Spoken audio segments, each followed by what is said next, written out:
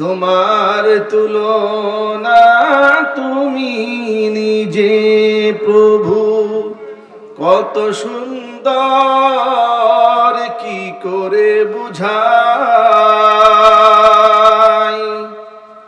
আল্লাহু আকবার,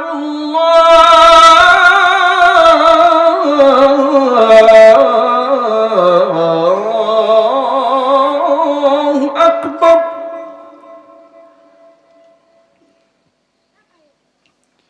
أشهد أن لا إله إلا الله،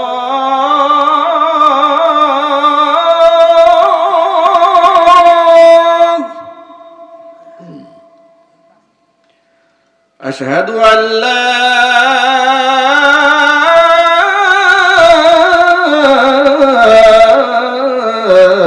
إله إلا الله।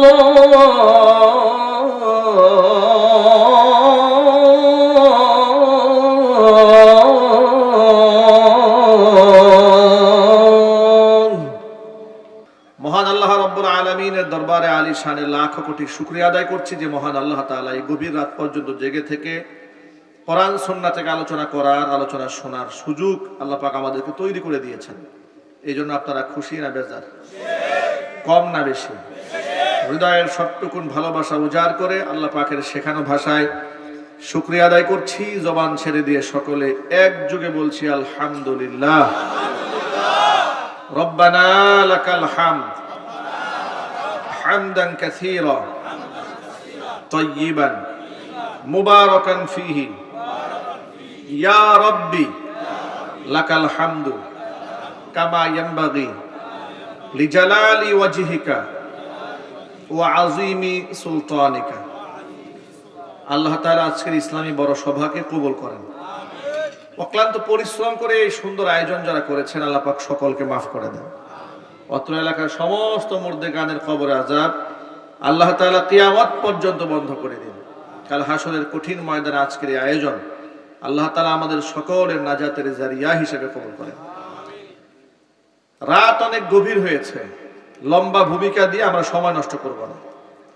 আমি আমার খুতবার মধ্যে মহাগ্রন্থ আল কোরআনের সূরাতুন নাহলের ছোট্ট দুটো আয়াতে কারিমা তেলাওয়াত করেছি।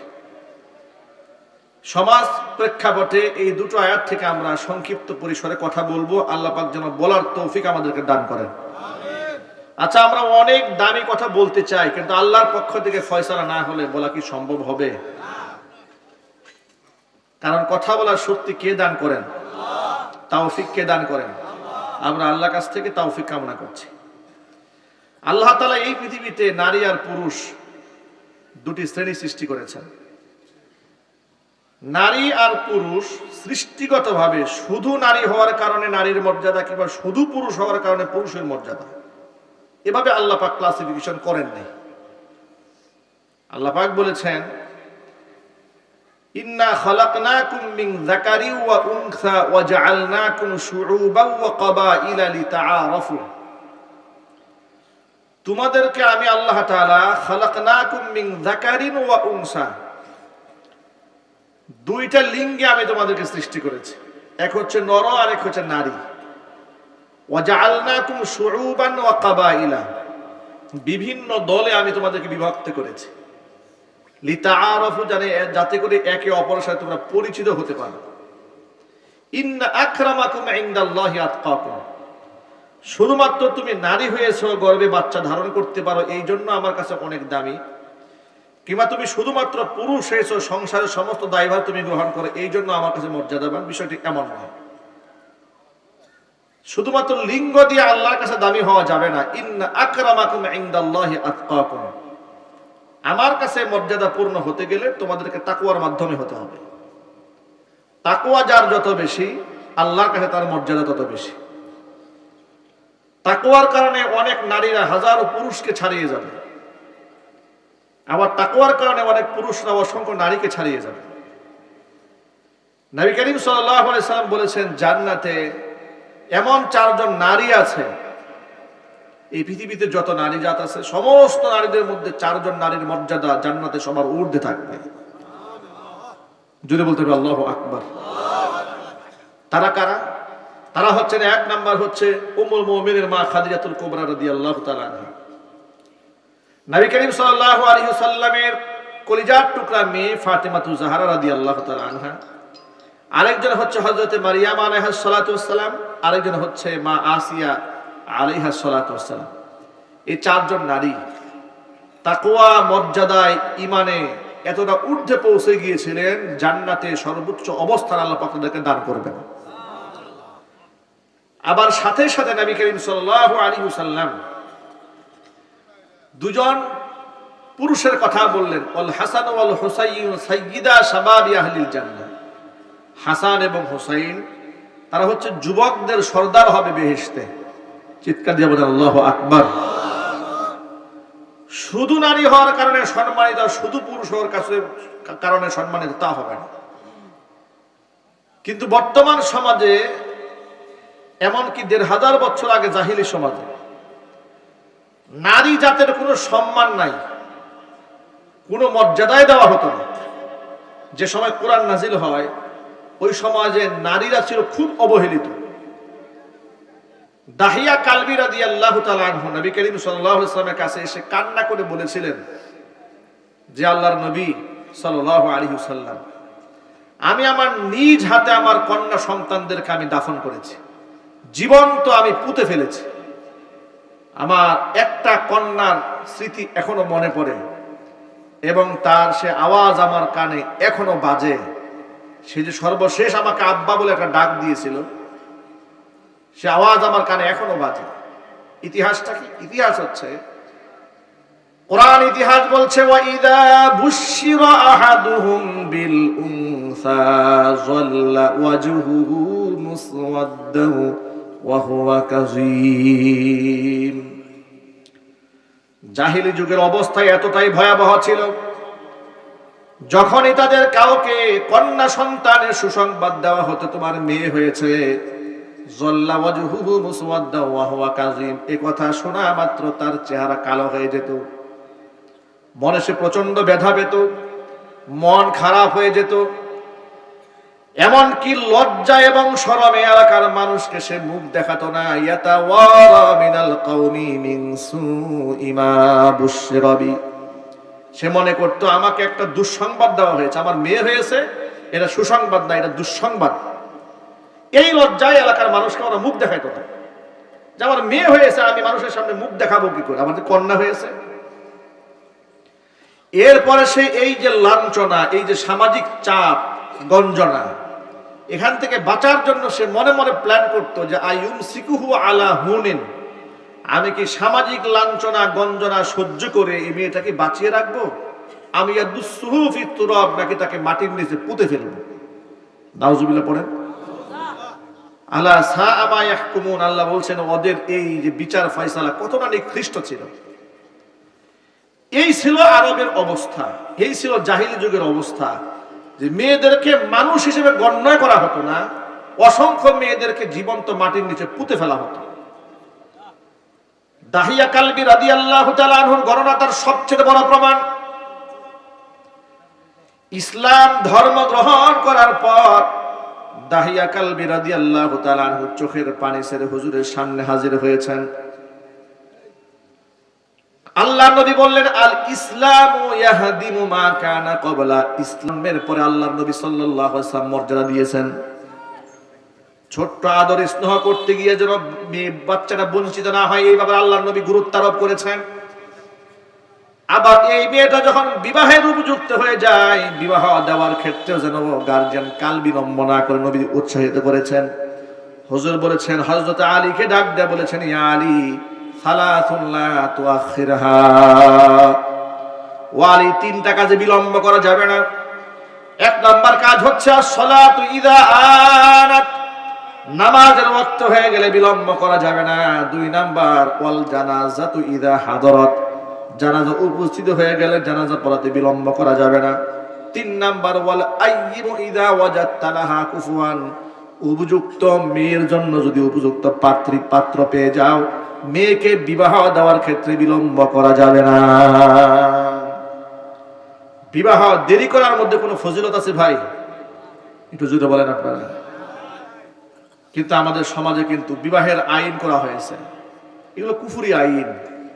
নবী করিম সাল্লাল্লাহু আলাইহি ওয়াসাল্লাম উপযুক্ত মেয়েদেরকে বিবাহ বিলম্ব করতে নিষেধ করেছেন। সালাসুন লা তুআখিরহা, 3 কাজে বিলম্ব করা যাবে না। অথচ আমাদের দেশে আইন করা হয়েছে 18 বছর আগে মেয়েকে বিবাহ দেওয়া যাবে না, বাল্য বিবাহ হয়ে যাবে। আবার যারা আইন করেছে তারা রহস্যজনক ভাবে বাল্য প্রেম নিয়ে কোনো আইন করে নাই। ঠিক না বা ঠিক যদি বলেন, একেবারে ক্লাস 5 থেকে শুরু করে প্রেম শুরু করে ইউনিভার্সিটি লেভেল পর্যন্ত।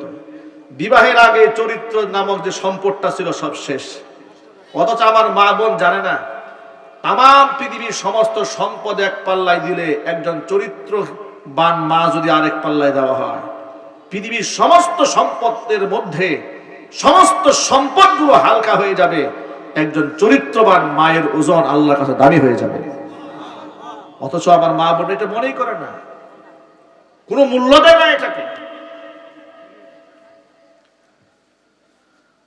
নবী করিম সাল্লাল্লাহু আলাইহি ওয়াসাল্লাম যেমন শিশুকালে কন্যার মর্যাদা দিয়েছেন, বিবাহ উপযুক্ত হয়ে গেলে বিবাহের ব্যাপারে গুরুত্ব আরোপ করেছেন। একদিক থেকে নারীর গার্জিয়ানদেরকে বলেছেন মেয়ে বিবাহ দেওয়ার ক্ষেত্রে যেন বিলম্ব না হয়।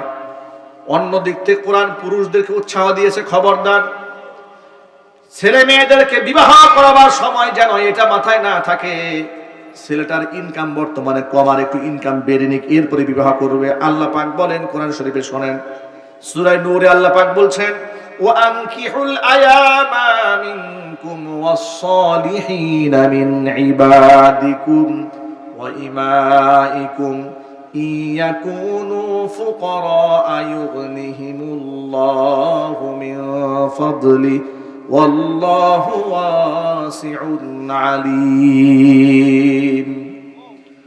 বিবাহের উপযুক্ত যেই সমস্ত মেয়েরা আছে, ও আনকিহুল আয়ামা, আইয়িমুন 1 বছর, আয়ামা হচ্ছে তার বহু বছর। এর মানে হচ্ছে ওই সমস্ত ছেলে আল্লাযী লা যাওজালা, যার জোড়া নাই, ওই সমস্ত মেয়ে যার জোড়া নাই, এক কথায় অবিবাহিত ছেলে মেয়ে, এদেরকে বিবাহ দিয়ে দাও। ওয়াস-সালিহিনা মিন ইবাদিকুম ওয়া ইমাইকুম, এমন কি তোমাদের অধীনস্থ যে দাস দাসী আছে, তারা যারা আছে তাদেরকেও বিবাহের বন্দোবস্ত করো। বিবাহ দেওয়ার সময় দেখবা যে ওর ইনকামটা একটু কম আছে, ইয়াকুনু ফুকারা, বিবাহ করার সময় যদি এরা কিছুটা দরিদ্রও থাকে, তোমার ভয়ের কোনো কারণ নাই, এদেরকে বিবাহ করায় দাও। ইউগনিহিমুল্লাহু মিন ফাদলি, বিবাহ করলে আমি আল্লাহ রিজিকে ভরপুর বরকত বাড়াই দেব। একটু জোরে বলতে হবে সুবহানাল্লাহ। আল্লাহ কি মিথ্যা কথা বলেন? পৃথিবীর ইতিহাস সাক্ষী, বিবাহের পরেই এই পৃথিবীর পুরুষগুলা প্রতিষ্ঠিত হয়েছে। বিবাহের আগে ভাদাইমা থাকে বেশি, ঠিক না ঠিক? গার্লফ্রেন্ডের পিছনে অবৈধ টাকা খরচ করে, বিবাহ করে ফেললে দায়িত্বশীল হয়। ওই যে গ্রামের লোকেরা বলে না, নিজের কাঁধে জোয়াল আসলে নাকি টের পায় গরু, এগুলো গ্রামের লোকেরা বলে আর কি। বিবাহ করায় দিলে ছেলেদের চরিত্র ভালো হয়, মেয়েদের চরিত্র ভালো থাকে, সামাজিক ভারসাম্য বজায় থাকে। সঠিক সময় বিবাহ দেবেন না, কত উশৃঙ্খলা যে হবে, ছেলে চলে যাবে একদিকে, মেয়ে চলে যাবে একদিকে, এই বিশৃঙ্খলা হবে, আপনি অপমানিত হবেন, লাঞ্ছিত হবেন, দুনিয়াতে অপমানিত হবেন, আর কাল হাসরের ময়দানে এই জিনা ব্যভিচার এগুলোর কারণে কি পরিমাণ পাপের শাস্তির সম্মুখীন হতে হবে এটা তো আপনারা আন্দাজি করতে পারবেন না। নবী করিম সাল্লাল্লাহু আলাইহি সাল্লাম বলেছেন, আমাকে যখন জাহান্নামের দৃশ্যগুলো দেখানো হচ্ছিল তখন আমি দেখলাম যে কিছু মানুষদেরকে বড় একটা চুলার মধ্যে উলঙ্গ করে ফেলে দেওয়া হয়েছে।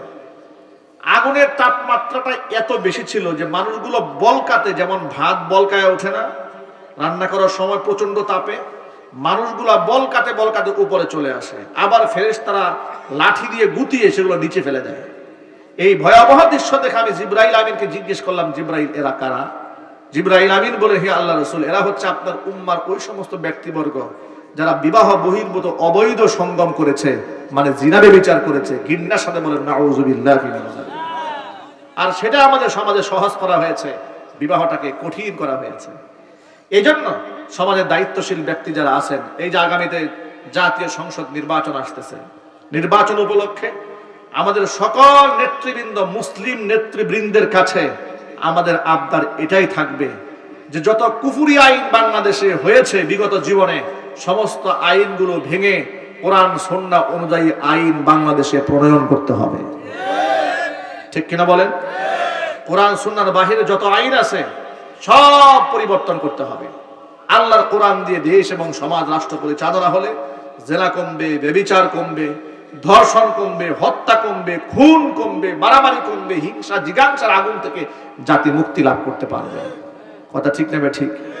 সেই কোরআনী শাসন ব্যবস্থা সমাজে দরকার আছে না নাই? ইনসাফ সমাজের মধ্যে আসার প্রয়োজন আছে না নাই? ভাইরা আমার, মা বোনদের কথায় বলতেছিলাম, মা যখন দুনিয়াতে আসে কন্যা হয়ে আল্লাহ পাক তার মর্যাদা বাড়িয়ে দিয়েছেন। নবীজি সাল্লাল্লাহু আলাইহি সাল্লাম অন্য একটা হাদিসের মধ্যে বলেছেন, তিরমিজির হাদিসে এসেছে, যার 3টি কন্যা সন্তান হয় আর ওই 3টা কন্যা সন্তানকে সে ভালোবাসে, আমি মুহাম্মদ সাল্লাল্লাহু আলাইহি সাল্লাম এবং ওই 3 কন্যার বাবা জান্নাতের মধ্যে এইরকম পাশাপাশি থাকবো। একজন সাহাবী দাঁড়িয়ে বলে, হে আল্লাহর নবী, আপনি যে বললেন যে 3টা কন্যা সন্তান থাকলে সে জান্নাতে যাবে, আমার তো একটা কন্যা সন্তান আছে। হুজুর বলেন, তোমার জন্য একটা জান্নাত। এইভাবে নারীদের পক্ষ অবলম্বন করে নারীদের মর্যাদাকে নবী করিম সাল্লাল্লাহু আলাইহি ওয়াসাল্লাম বৃদ্ধি করেছেন।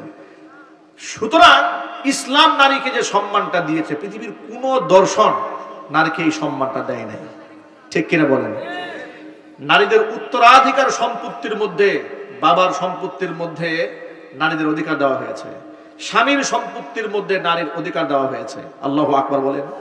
নিজের ছেলের সম্পদের মধ্যে মায়ের অধিকার দেওয়া হয়েছে। সূরা নিসার মধ্যে আল্লাহ পাক বলেন, লিররিজালি নাসীবুম মিম্মা তারাকাল ওয়ালিদানি ওয়াল আকরাবুনা ওয়ালিন নিসাই নাসীবুম মিম্মা তারাকাল ওয়ালিদানি ওয়াল আকরাবুনা মিম্মা ক্বাল্লা মিনহু আও কাসুরা নাসীবাম মাফরুদা। লিররিজালি নাসীবুম মিম্মা তারাকাল ওয়ালিদানি ওয়াল আকরাবুন, পিতা মাতা এবং নিকট আত্মীয়রা মৃত্যুবরণ করার পরে যে সম্পদ রেখে যায়, ওই সম্পত্তির মধ্যে পুরুষদের একটা অংশ আছে। অনুরূপভাবে পিতা মাতার ইন্তেকালের পরে এবং নিকটতম আত্মীয়স্বজনের ইন্তেকালের পরে নারীদের একটা নির্ধারিত অংশ আছে। মিম্মা ক্বাল্লা মিনহু আও কাসুরা, কোনো ক্ষেত্রে কম, কোনো ক্ষেত্রে বেশি। এই অংশগুলা কে নির্ধারণ করে দিয়েছেন? আরো জোরে বলেন। আল্লাহ পাক সূরা নিসার 11 নম্বর আয়াতে বলেছেন, ইউসিকুমুল্লাহু ফি আওলাদিকুম লিযাকারি মিসলু হাজ্জিল উনসায়াইন। পৈতৃক সম্পত্তির মধ্যে যখন মিরাজ বণ্টিত হবে, তখন 2 মেয়ে যা পাবে, একটা ছেলে তা পাবে। সম্পদগুলো এভাবে ইনসাফের সাথে বন্টন করা হয়েছে।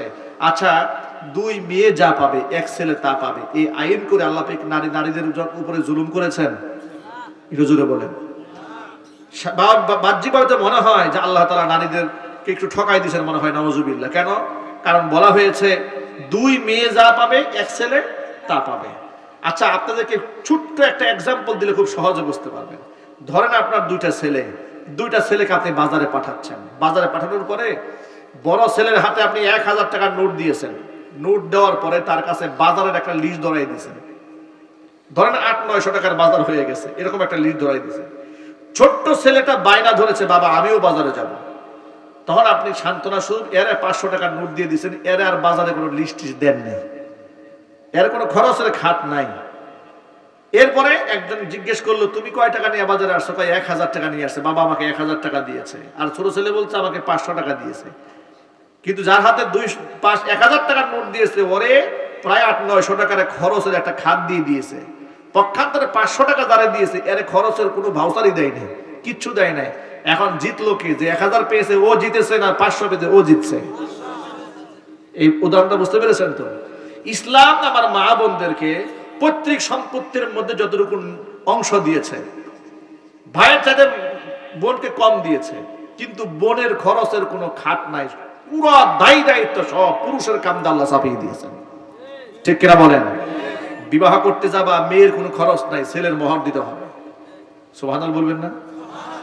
কোরআন বলে দিয়েছে, ওয়াতুন নিসাআ সাদাকাতিহিন্না নিহলা, খুশি মনে স্ত্রীর মহারণা দিয়ে দাও। স্ত্রীকে মোহর দেওয়া সুন্নত করা হয় নাই, স্ত্রীকে মোহর দেওয়া আল্লাহ শুধু জায়েজ রেখেছে, অনুমোদন রেখেছে। এটাকে সুন্নত করার দেওয়া হয় না যে বেশি বেশি বিবাহ করবা, বেশি বেশি সওয়াব হবে না। কোন ক্ষেত্রে সওয়াব বেশি হবে আপনাদেরকে হাদিস থেকে শোনাই দিই। নবী করিম সাল্লাল্লাহু আলাইহি ওয়াসাল্লাম বলেছেন, তাযাওয়াজুল ওয়াদুদাল ওয়ালুদ ফাইন্নী মুকাথিরুম বিকুমুল উমামা ইয়াওমাল কিয়ামাহ। তোমরা এমন মেয়েদেরকে বিবাহ করো যে সমস্ত মেয়েরা গর্ভে বেশি বেশি বাচ্চা ধারণ করতে পারে, বেশি বাচ্চা গর্ভে নিতে পারে, এমন মেয়েদেরকে বিবাহ করবে। কারণ তোমাদের বেশি সন্তান হলে আমার উম্মতের সংখ্যা বেড়ে যাবে। কিয়ামতের দিন আমার উম্মতদেরকে নিয়ে অন্য নবীর উম্মতদের উপর আমি গর্ব করব। জোরে বলেন আল্লাহু আকবার। এখন প্রশ্ন হলো, আপনি বুঝবেন কিভাবে যে আমার স্ত্রী গর্ভে বাচ্চা বেশি হবে না কম হবে? এটা আমি অ্যাডভান্স আন্দাজ করব কি করে? তার মা খালাকে দেখে আন্দাজ করবেন তারা বেশি সন্তান নিয়ে অভ্যস্ত কিনা। আমাদের সমাজে ট্রেডিশন তৈরি হয়েছে যে একটি সন্তান হলে ভালো হয়, দুটি হলে আর নয়। নাউজুবিল্লাহ পড়েন। এগুলো এনজিওরা আমাদের মা বোনদেরকে শিখিয়েছে, সমাজের মধ্যে একটা ভাইরাস ছড়িয়ে দিয়েছে। তারা মনে করে সন্তান যত কম হবে সংসারের বরকত তত বেশি হবে। একটু জোরে নাউজুবিল্লাহ পড়েন। সন্তানের সংখ্যা যে সংসারে কম, ওই সংসারের মধ্যে আল্লাহর গজব বেশি। যে সংসারে সন্তানের সংখ্যা বেশি, ওই সংসারের মধ্যে আল্লাহর রহমত বেশি। ঠিক না ব্যাঠিক? জোরে বলেন। ওই এনজিওরা, বিদেশি প্রভুরা, ওরা আমাদেরকে উৎসাহ দেয় যে আমাদের বাচ্চা কাচ্চা যেন কম হয়। ওদের টার্গেটটা কি জানেন? মুসলমানদের সংখ্যা যেন কম থাকে, এটা ওদের মূল টার্গেট। ওরা মানুষকে বোঝায় বেশি সন্তান হলে বেশি খাওয়াইতে হবে, বেশি পড়াইতে হবে, এত টাকা পয়সা পাবে কোথায়? এটা যদি বিজ্ঞানসম্মত কথা হইতো, বাস্তবসম্মত কথা হতো, তাহলে আমার প্রশ্নের জবাব দেন। 1971 সালে বাংলাদেশ স্বাধীন হলো। তখন বাংলাদেশের জনগোষ্ঠী কত ছিল ওই সময়? 7.5 কোটি। আর এখন বর্তমানে এই 54 বছর পরে বাংলাদেশের জনসংখ্যা কত? 18 কোটি। তাহলে 7.5 কোটি জনগণের বাংলাদেশ আর 18 কোটি জনগণের বাংলাদেশ, এই বাংলাদেশ কি আয়তনে আগের চাইতে অনেক বড় হয়ে গেছে না আগের জায়গাতেই আছে? আগের জায়গাতে আছে, কিন্তু লোক সংখ্যা বেড়ে গেছে। লোক বাড়লে যে রিজিক কমে যায় কাফেররা বলে। এবার আপনারাই বলেন, সেই 54 বছর আগে মানুষ যেভাবে জীবন যাপন করত, বর্তমান বাংলাদেশের লোকেরা তার চাইতে কি ভালো আছে না খারাপ আছে? আরো জোরে বলেন। একটু ভালো না অনেক ভালো? আমরা আমাদের 90 দশকে ছোটবেলাতে দেখেছি মানুষেরা ভাতের জন্য কান্না করে, খাবারের কষ্ট করতো মানুষ। এখন আর খাবারের কষ্ট মানুষ করে না। যেই গাছে এক সময় বছরে একবার ফলন হতো, সেই গাছে আল্লাহ পাক এখন ডাবল ফলন দিচ্ছে। ঠিক কিনা বলেন? কৃষি বিজ্ঞানের উন্নতি হয়েছে, আল্লাহ পাক মানুষের মেধা বিকাশ করে দিয়েছে, মেধা বিকশিত করেছে, জ্ঞানের মাত্রা বেড়েছে। যেই ডালে আপনি শুনে অবাক হবে, আমি চাঁপাইনবাবগঞ্জে গেছি মাহফিলে, লোকেরা আমাকে টেনে নিয়ে আমের বাগানে ঢুকিয়েছে। ছোট্ট ছোট্ট এই যে গাছ দেখছেন, এর থেকে আরেকটু বড় হবে, ছোট্ট ছোট্ট আমের গাছ, প্রত্যেকটা ডালে ডালে মনে হচ্ছে পাতার চাইতে আমের সংখ্যা বেশি। সুবহানাল্লাহ পড়েন। তারা বলল, হুজুর আমাদের এমন একটা সিস্টেম হয়েছে এখন যে এক গাছের মধ্যে 3-4 জাতের আম হওয়া সম্ভব। আমি বললাম, এটা কেমনে সম্ভব? বলে, হ্যাঁ এটা সম্ভব। এক গাছের মধ্যে ল্যাংড়া আম হচ্ছে, আবার ওই গাছের মধ্যে ফজলি আম হচ্ছে। আমি বললাম, এটা কি করে সম্ভব? তিনি বলেন, হ্যাঁ, এটা যদি আমরা কলপ দিয়ে গাছটা মাঝখান থেকে কেটে একটু ফেটে আর একটা ডাল লাগিয়ে দেই, বাস এখান থেকে ওই গাছের ফল হয়ে যায়। সুবহানাল্লাহ পড়েন।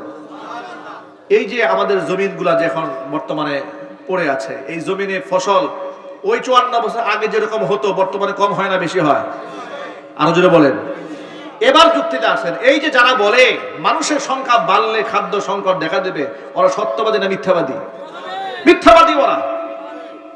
কোরআন কারীম বলে দিয়েছে, ওয়ামা মিন দাব্বাতিন ফিল আরদি ইল্লা আলাল্লাহি রিজকুহা। জমিনের মধ্যে এমন কোন বিচরণশীল প্রাণী নাই যার রিজকের দায়িত্ব আমি আল্লাহ নিজ হাতে গ্রহণ করি নাই। কোরআনে কারীম আল্লাহ পাক নিষেধ করে দিয়েছেন, খবরদার, ওয়ালা তাকতুলু আওলাদাকুম খাশিয়াতা ইমলাক। দারিদ্রতার ভয়ে তোমরা তোমাদের সন্তানদেরকে হত্যা করো না। আমাদের সমাজের মধ্যে সন্তানদের ভ্রূণ হত্যা করা হচ্ছে। এমনও সম্ভাবনা হয় বাংলাদেশে মাতৃগর্ভে বাচ্চা চলে আসছে, 3 মাস হয়ে গেছে বাচ্চার বয়স। 3 মাস হয়ে গেলে তো বাচ্চার গর্ভে, মায়ের গর্ভে বাচ্চার প্রাণ চলে আসে। ঠিক কিনা? তখন শ্বশুর বলে, না এই বাচ্চা রাখা যাবে না, শাশুড়ি বলে এই বাচ্চা রাখা যাবে না। এমনকি ছেলে পরিবারের অনেকেই দাবি তোলে যে এই বাচ্চা নেওয়ার সময় হয় না, এত বাচ্চা দিয়ে হবেটা কি, ওষুধ খেয়ে বাচ্চাকে মেরে ফেলো। যদি বাচ্চা ওষুধে না মরে তাহলে প্রয়োজনে হসপিটালে গিয়ে অ্যাবর্শন করে বাচ্চাকে টুকরা টুকরা করে হত্যা করো। নাউজুবিল্লাহ পড়েন। এর নির্মম বাস্তবতা কি দেশে আছে না নাই? আল্লাহ এই জাতিকে হেফাজত করুক, জোরে কোন আমিন। আল্লাহ পাক যেন এই মানুষ হত্যার মতো বড় গুনাহ থেকে আমাদেরকে রক্ষা করেন। আমি আমার ভাইদেরকে উৎসাহিত প্রদান করছি, উৎসাহ দিচ্ছি, আপনারা বেশি বেশি সন্তান নেবেন, আল্লাহ পাক এর মধ্যে বারাকা দেবেন। এই সন্তানকে রিজিকের মালিক আপনি নন, রিজিকের মালিক কে? আল্লাহ কোরআন বলেছেন নাহনু নারযুকুহুম ওয়া ইয়াকুম, আমি সেই আল্লাহ যে আল্লাহ তোমাদেরকে রিজিক দান করি, আমি সেই আল্লাহ ওদেরকেও রিজিক দান করব। সুতরাং তোমার হতাশ হওয়ার কিছু নাই, তোমার ভয় পাওয়ার কিছু নাই। নারীদেরকে উৎসাহ দিবেন বেশি বেশি সন্তান নেওয়ার ক্ষেত্রে। আল্লাহ পাক যেন আমার মা বোনদেরকে এতটুকু সবর দান করেন, ধৈর্য দান করেন, ঈমান দান করেন, তাকওয়া দান করেন। এই যে সিজারিয়ান সিস্টেম ব্যবস্থা আমাদের বাংলাদেশে চালু হয়েছে, এটা কি আমাদের মা বোনদের জন্য অনেক উপকারী? এটা কেন করা হয়েছে? কেন করা হয়েছে? এটা কৃত্রিম ভাবে এই সিজারটা বাংলাদেশের মুসলিম নারীদের জন্য চাপিয়ে দেওয়া হয়েছে। আপনারা অমুসলিম দেশের খোঁজ খবর নিয়ে দেখেন, ইউরোপ আমেরিকাতে গিয়ে দেখেন, এত সিজারে বাচ্চা হয় না। ওরা বাচ্চাদেরকে নরমাল ডেলিভারি করার জন্য সর্বোচ্চ চেষ্টা করে। একেবারে মৃত্যুর ঝুঁকি না হলে কোন মহিলাকে উন্নত রাষ্ট্রে সিজার করায় না, নরমাল ডেলিভারি করায়। অথচ আপনি বাংলাদেশের দিকে তাকায় দেখেন, একেবারে 90% মেয়েরা আনন্দের সাথে হাসতে হাসতে বাচ্চা সিজার করতে ডাক্তারখানা চলে যায়। আর এই ডাক্তারগুলো এত বেয়াদব, এত নিমুখ হারাম, এত অসভ্য, এতটা বেঈমান, এমন মুনাফিক বেশিরভাগ ডাক্তার, এগুলা মহিলাদেরকে এমন ভয় দেখায় দেয় যে পানি শুকায় গেছে, বাচ্চা নারের মধ্যে উল্টায় গেছে, প্যাঁচ লেগে গেছে, এগুলো এমন আতঙ্ক ঢুকায় দেয় যে আজকের মধ্যে ডেলিভারি যদি কেটে না বের করা হয়, তোমার বাচ্চা শেষ, বউ শেষ। বেচারা স্বামী চিন্তা করে, আমি যদি একটা সন্তানের চিন্তা করতে গিয়ে দুইটা মানুষ মেরে ফেলি, দরকার নাই, আপনি কাটেন কাটেন কাটেন। জোরে বলে ঠিক না? ঠিক জোরে বলে। আল্লাহ এই গজব থেকে জাতিকে হেফাজত করুক, আরো জোরে কোন আমিন। এগুলা করবেন না। এটা কেন করা হয় জানেন? এখানেও পরিকল্পনা, এখানেও পশ্চিমাদের পরিকল্পনা হলো এই, একটা নারী যদি সিজার করে ফেলে তখন তো আর বেশি বাচ্চা নেওয়ার সুযোগ থাকে না। ঠিক কিনা বলেন? মানে আপনি বেশি বাচ্চা নেবেন, আপনার প্ল্যান করে আপনাকে পঙ্গু বানিয়ে দেওয়া হয়েছে, বেশি বাচ্চা আপনি নিতে পারবেন না। পক্ষান্তর ওদের দেশের দিকে তাকায় দেখেন, জরিপ চালান, খোঁজ খবর নিয়ে দেখেন, ওরা এই সিজারকে পছন্দ করে না, কিন্তু আমাদের উপর সিজার চাপিয়ে দিয়েছে। আল্লাহ পাক আমাদের দেশের ডাক্তারদেরকে হেদায়েত দান করুন। আমি সবার কথা বলি না, কিন্তু বেশিরভাগের ক্ষেত্রে এমন সৎ মানুষের সংখ্যা আছে, কিন্তু সীমিত, একদম সীমিত। এই দেশে সৎ মানুষ হয়ে বেঁচে থাকাও বড় কঠিন। ঠিক কিনা জোরে বলেন?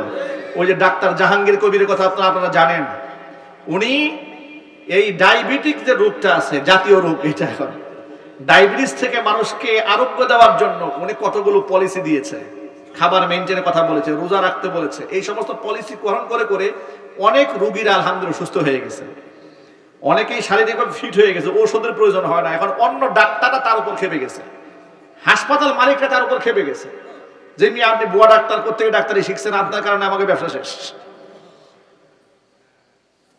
আমার বন্ধুগণ, প্রসঙ্গক্রমে কথাগুলো বলার একমাত্র উদ্দেশ্য হলো নবী করিম সাল্লাল্লাহু আলাইহি ওয়াসাল্লামের সুন্নাহকে এই সমাজের মধ্যে জিন্দা করতে হবে। হুজুর বলেছেন তাজাওয়াজুল ওয়াদুদ আল ওয়ালুদ, ওই সমস্ত মেয়েদেরকে তোমরা বিবাহ করবে যারা অধিক সন্তান ধারণ করে। জোরে বলেন সুবহানাল্লাহ। রিজিক দেওয়ার মালিক কে? আল্লাহ পাক রিজিক দিয়েছেন, সুবহানাল্লাহ পড়েন।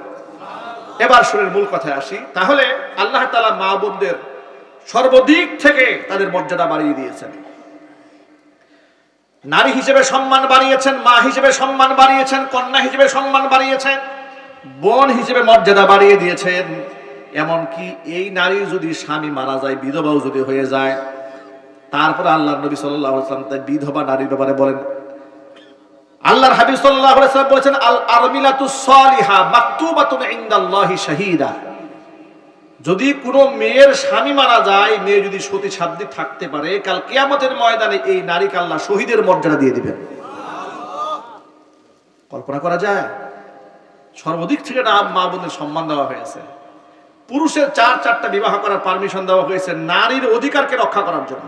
আপনার তো শুনে অবাক হয়ে যাবে, ওই যে ঢাকা 4 আসন না কয় আসনে এমপি পদপ্রার্থী এক মহিলা বলে ফেলেছে যে এমপি হওয়ার আগেই তর্জন গর্জন শুরু হয়ে গেছে, যে 4টা বিবাহ যে পুরুষরা করতে পারবে এই অনুমতি পুরুষদেরকে কে দিয়েছে? আমরা মহিলারা তো দেই নাই। নাউজুবিল্লাহি মিন যালিক। নারীদেরকে বিবাহ করতে পারবে পুরুষরা 3টা 4টা করে, এই অধিকার নাকি উনি দেবে না, এই সমাজ ব্যবস্থা নাকি উনি চায় না, ভেঙে ফেলবে। আমি আপনাদেরকে জিজ্ঞেস করি, আমার পুরুষ ভাইদেরকে 3টা 4টা বিবাহ করার অধিকার কি মানুষ দিয়েছেন, আল্লাহ দিয়েছেন? আরো জোরে বলেন। এই কথা বললে কি আল্লাহ পাকের কোরআনের আয়াতের বিরুদ্ধাচরণ হয় না? যেই ব্যক্তি আল্লাহ পাকের কোরআনের আয়াতের বিরুদ্ধাচরণ হয় তারা এই দেশের নেতৃত্ব দেওয়ার যোগ্যতা রাখে না, ঠিক কিনা? ওই যে আপনারা নারী পুরুষ সমান করতে যান, সব জায়গায় সমান করতে যাবেন না। নারী আর পুরুষ সমান নয়, আল্লাহ পাক নারী পুরুষকে সমান করে বানান নাই। এমনকি পুরুষ আর নারীর যে ঘিলু আছে, মগজ আছে না, মগজ, এই মগজেরও ওজন কম বেশি আছে। সুবহানাল্লাহ। নারীদের সম্পর্কে নবী করিম সাল্লাল্লাহু আলাইহি ওয়াসাল্লাম বলেছেন, নাকিসাতু আকলিন ওয়া দীনিন, তাদের বুদ্ধি অল্প। এটা হাদিস দ্বারা প্রমাণিত, বৈজ্ঞানিকভাবে প্রমাণিত। তাদের দিমাগ এবং বুদ্ধি মস্তিষ্ক পুরুষের চাইতে কম বিধায়ী তাম পৃথিবীতে যত সেনা অফিসার আছে, সেনাবাহিনীর প্রধান আছে গোটা পৃথিবীতে, আছে না ভাই? পৃথিবীর কোন রাষ্ট্রের কোন সেনাবাহিনীর প্রধান নারী পৃথিবীতে কোথাও নাই। কেন নাই? এমনকি গোটা পৃথিবীতে যে বড় ধরনের সার্জারি যখন করা হয়, যেমন হার্টের অপারেশন হয়, দেখবে মহিলারা হার্ট অপারেশন করে না। কারা করে? কথা বল, কারা করে?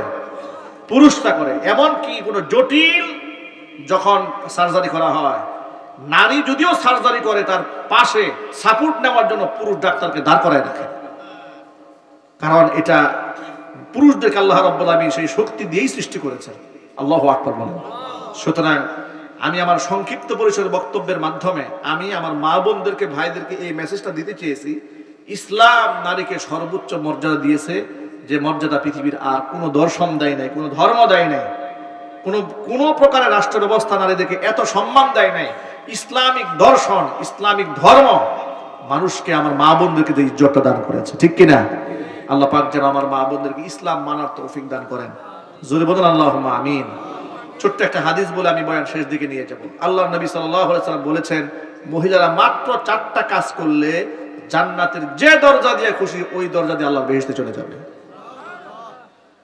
হাদিসটা হচ্ছে আল্লাহর নবী সাল্লাল্লাহু আলাইহি সাল্লাম বলেছেন, আল মারআতু ইদা সাল্লাত খামসাহা ওয়া সামাত শাহরাহা, নারীরা যদি 5 ওয়াক্ত নামাজ পড়ে, ও সামাত শাহরাহা, রমজানের রোজা রাখে, ও আতাআত বালাহা, স্বামীর আনুগত্য করে, ও আহসানাত ফারজাহা, সতীত্বের হিফাজত করে, লজ্জাস্থানের হিফাজত করে, তাদখুলু বিআইয়ি বাবিন মিন আবওয়াবিল জান্নাতি শাআত ইয়াউমাল কিয়ামা, কিয়ামতের দিন জান্নাতের 8টি দরজার যে দরজা দিয়া খুশি ওই দরজা দিয়া নারী আল্লাহর জান্নাতে চলে যাবে। আল্লাহ পাক যেন আমার মা বোনদেরকে কথাগুলো আমল করার তৌফিক দান করেন। আমরা যারা গার্জিয়ান আছি, আমরাও আমাদের মা বোনদের প্রতি জুলুম করব না, অত্যাচার করব না। আমাদের ঘরে মেয়ে আছে, মেয়েদেরকে আমরা ভালোবাসবো। মেয়েদেরকে ভালোবাসা সুন্নাতে নববী, স্ত্রীদেরকে মোহাব্বত করা সুন্নাতে নববী, মাকে সম্মান করা সুন্নাতে নববী, নারী জাতকে সম্মান করা সুন্নাতে নববী। আল্লাহর নবী সুন্নতের আলোকে গোটা জীবনকে আমরা আলোকিত করতে চাই। আল্লাহ পাক যেন আমাদের সকলকে কবুল করেন, মঞ্জুর করেন। জোরে বলেন আল্লাহুম্মা আমিন।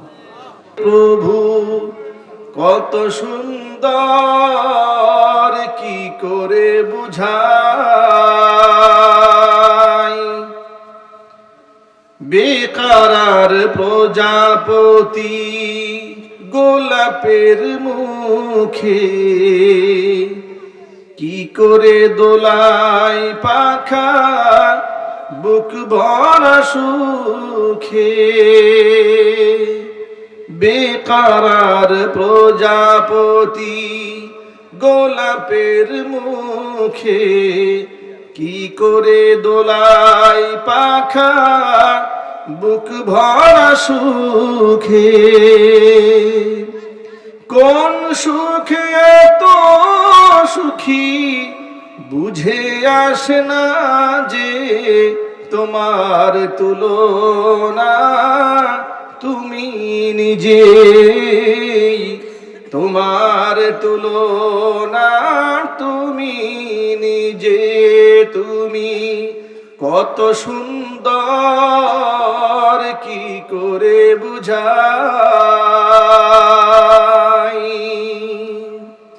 মহান রবের সাথে কোনো তুলনা হয়? অনেক রাত এখন, আমি আজানের একটু শোনাচ্ছি, আসলে এত রাত পুরো আজান দেওয়াটা রিস্ক। আল্লাহু আকবার, আল্লাহু আকবার, আল্লাহু আকবার,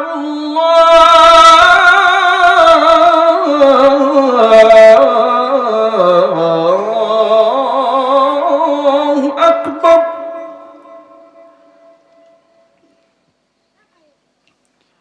أشهد أن لا إله إلا الله،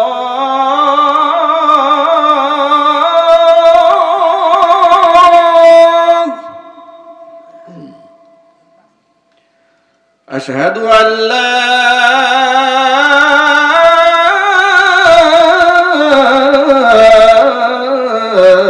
إله إلا الله